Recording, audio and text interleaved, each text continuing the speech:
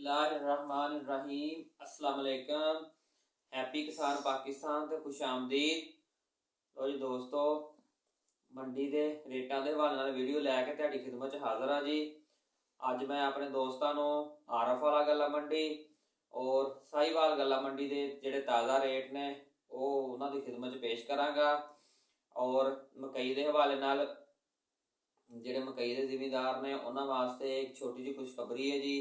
मकई के रेटा के आस्ता आस्ता जी कुछ बेहतरी आ रही है।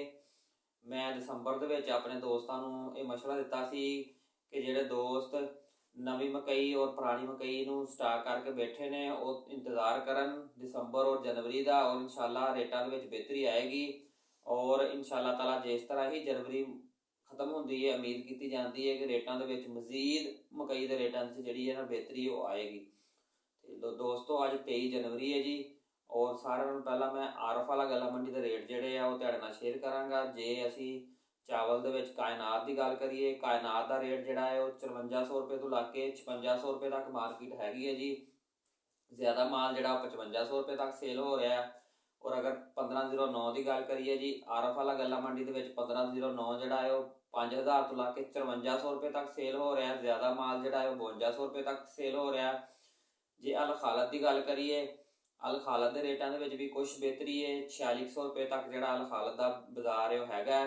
इस तो बाद अगर नवी मक्की की गल करिए, नवी मक्की का रेट जोड़ा 1700 रुपये तो लाके 2150 रुपये तक भी जो साफ सुथरा सुक्का माल है वह सेल होया। ज़्यादा जो एवरेज माल है वो 1900 तो 2000 के दरम्यान जोड़ा है वो सेल हो रहा। कुछ बेहतरी है।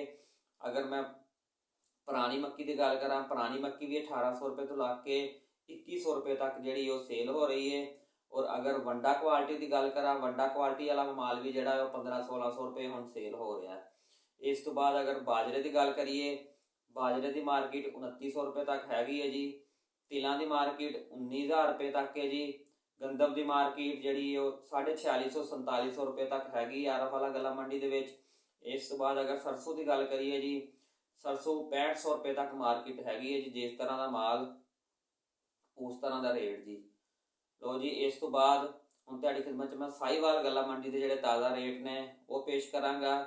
साहिवाल गला मंडी के चावल की अगर 1509 की गल करिए, 1509 का जोड़ा कटर वाला माल है तकरीबन 52-5300 रुपये तक सेल हो रहा है।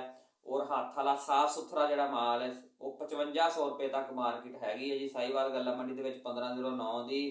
इस तो बाद अगर मक्की की गल करिए जी, मक्की का रेट 1700 रुपये तो लाके 2100 रुपये तक साहिवाल गला मंडी के हैगा जी। ज़्यादा ढेरियां जड़ियाँ 1900-1950 रुपये तक सेल हो रही ने। अगर गंदम की गल करिए, गंदम की मार्केट 4700 रुपये तो लाके 4900 रुपये तक साहिवाल गला मंडी के हैगी है जी। तिलों की मार्केट जी 18,500 रुपये तक बरकरार है जी। सरसों की जी मार्केट है 6600 रुपये तक साहिवाल गला मंडी के हैगी है जी। लो जी दोस्तों, आरफ वाला गला मंडी और साहिवाल गला मंडी के जोड़े रेट ने वो तुहाडी खिदमत पेश किए जी। अगर वीडियो अच्छी लगे तो लाइक कर देना, दोस्तों को शेयर कर देना।